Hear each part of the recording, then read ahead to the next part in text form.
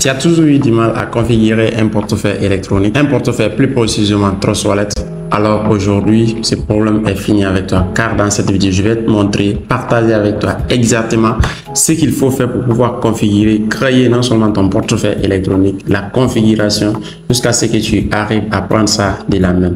Donc, tu n'as plus ici rien à faire. Il te suffit de suivre cette vidéo du début jusqu'à la fin, car ce que tu es en train de chercher pendant tant d'années, tu as la solution de cette chose aujourd'hui. Allons-y au vif du sujet. Je pense que vous aviez une fois entendu parler de ce qu'on appelle le Trust Wallet.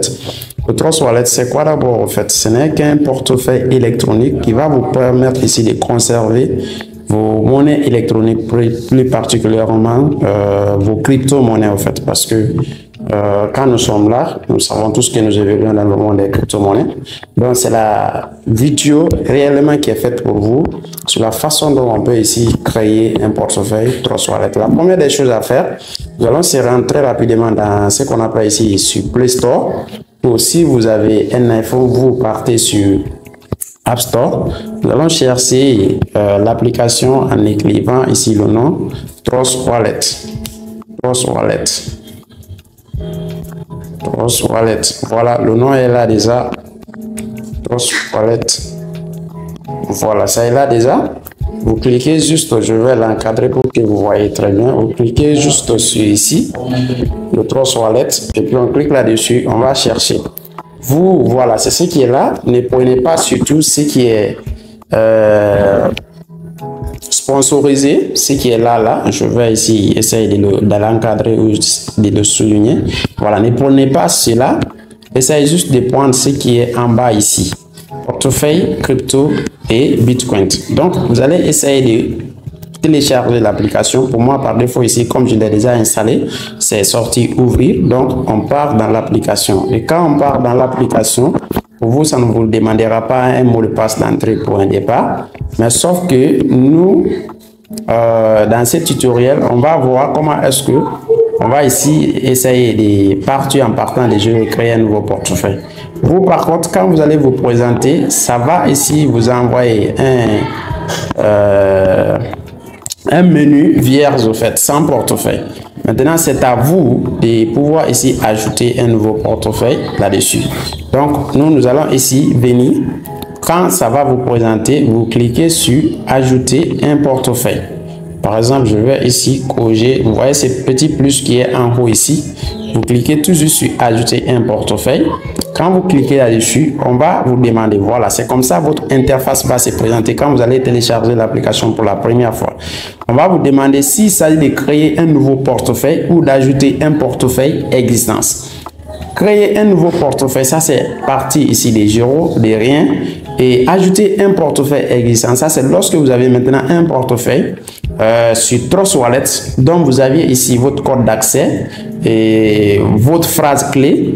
Donc vous pouvez ici l'ajouter, soi-disant si vous perdez un téléphone et que vous achetez un nouveau téléphone par exemple. Si vous avez votre phrase clé et votre code d'accès, vous pouvez utiliser votre Trust Wallet toujours sur ces nouveaux téléphones que vous avez étudiés. Donc nous allons ici créer un nouveau portefeuille. Nous allons cliquer là-dessus. En cliquant là-dessus, qu'est-ce qu'on nous dit ici? On dit créer un nouveau portefeuille.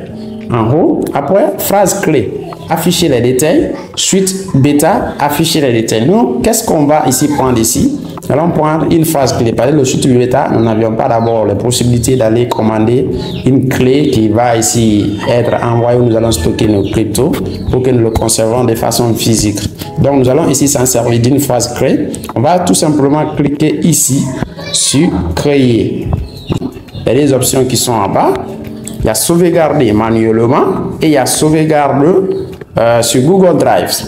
Ici, c'est les deux possibilités ici de sauvegarder votre phrase clé. La phrase clé, c'est quoi au fait? C'est juste cette phrase qui va vous permettre demain ou après-demain, lorsque vous allez perdre votre portefeuille ou votre téléphone, c'est cette phrase clé qui va vous permettre de connecter votre portefeuille dans un autre appareil, sur un autre appareil électronique aussi.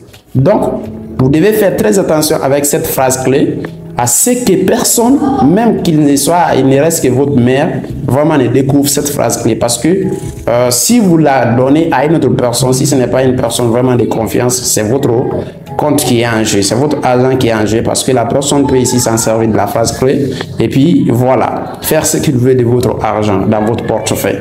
Donc, vous devez ici garder cette phrase clé soigneusement. C'est pourquoi d'ailleurs, moi ici, je déconseille de la sauvegarder sur Google Drive. Parce que en sauvegardant ça sur Google Drive, l'assurance n'est pas là à 100%, la sécurité n'est pas là. À tout moment, une autre personne peut venir prendre ton téléphone et ouvrir ton Google Drive. Et puis, s'il retrouve la phrase clé dedans, il peut s'en servir pour aller te cambrioler, on peut le dire comme ça. Ici, demain, derrière toi, tu vois. Donc, comme je vous le disais, moi, je vous conseille à ce que vous preniez cette première option qui est le sauvegarde manuel. Ça va vous permettre ici d'écrire vous-même votre phrase secrète sur, que ce soit un agenda, un document qui a de la valeur, et puis vous essayez de le mettre dans un endroit vraiment sécurisé et personne d'autre ne peut ici avoir l'accès. Tout comme vous avez aussi la possibilité de venir par là d'ignorer ici la création de la phrase secrète, d'ignorer, c'est-à-dire le sauvegarde, mode de sauvegarde de la phrase secrète. Mais je vous conseille quand même de la récupérer parce que c'est ça qui va vous aider quand vous allez créer votre portefeuille. Et après tout ça, vous allez prendre par exemple le sauvegarde manuel. Moi, je vais prendre ça. Et lorsque vous allez prendre le sauvegarde manuel, vous allez constater, on va vous demander cette option. Cette phrase secrète est la clé principale de votre portefeuille. Généralement, les portefeuilles électroniques, ils n'acceptent pas de faire la capture une fois dedans, ni l'enregistrement de l'audio. Peut-être si vous voyez sur la partie de la vidéo là, il y aura seulement que la nuit. Ça ne doit pas ici vous étonner parce que les portefeuilles, généralement, une fois dedans, ils n'acceptent pas ici vraiment la capture d'écran ni l'enregistrement de l'écran. Donc, on va cliquer toujours sur continuer. Là, c'est notre phrase secrète qui est maintenant là. On va essayer de la copier. Quand on la copie, on essaye de la mettre quelque part où on peut ici vite avoir accès qu'ils vont nous demander, pour les choses qu'ils vont nous demander quand nous aurons poursuivi la finalisation de la création de notre portefeuille. Donc très rapidement, moi je vais par exemple le mettre ici par exemple, voilà. Après je vais me retourner dans le portefeuille en cliquant sur continuer. Dans continuer, on me demande les mots suivants. On dit mot 1. Le mot 1 dans mon portefeuille, c'était écrit comment? C'est obéir. Donc, j'ai choisi obéir. Le mot 4, c'est 1, 2, 3, 4. Trulli. J'ai choisi trulli. Et voilà.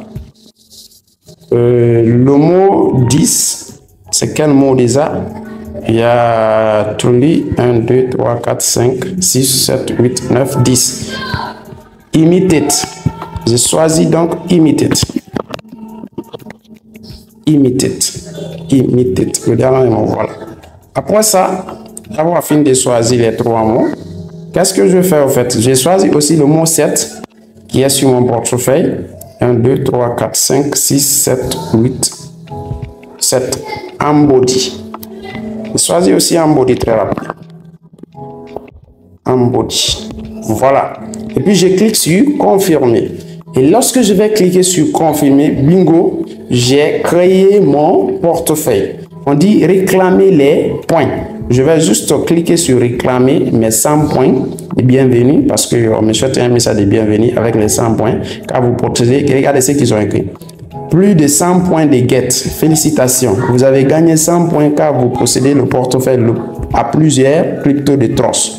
Collectez quotidiennement des points Trust grâce à notre fonctionnalité Get et débloquer des récompenses exclusives. Je réclame mes points tranquillement. Et lorsque je finis de réclamer mes points, vous allez constater que maintenant, je suis dans mon nouveau portefeuille.